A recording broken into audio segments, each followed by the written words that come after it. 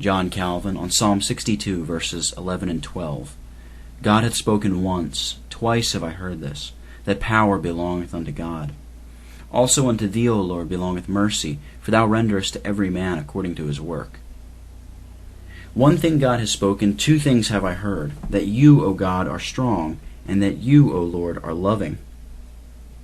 Usually they are swayed in different directions, or inclined at least to waver, just as they observe things changing in the world.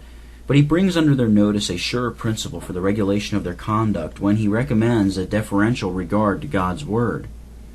It is of great consequence that we are established in the belief of God's word, and we are here directed to the unerring certainty which belongs to it.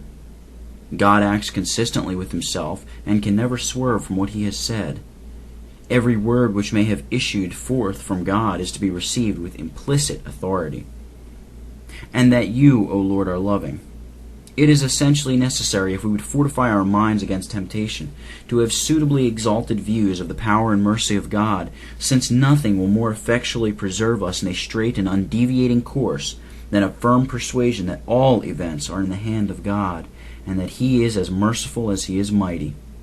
The man who disciplines himself to the contemplation of these two attributes, which ought never to be disassociated in our minds from the idea of God, is certain to stand erect and immovable under the fiercest assaults of temptation, while, on the other hand, by losing sight of the all-sufficiency of God, which we are too apt to do, we lay ourselves open to be overwhelmed in the first encounter. The world's opinion of God is that he sits in heaven, an idle and unconcerned spectator of events which are passing. Need we wonder that men tremble under every casualty when they thus believe themselves to be the sport of blind chance? There can be no security felt unless we satisfy ourselves of the truth of a divine superintendence, and can commit our lives and all that we have to the hands of God. The first thing which we must look to is his power, that we may have a thorough conviction of his being a sure refuge to such as cast themselves upon his care.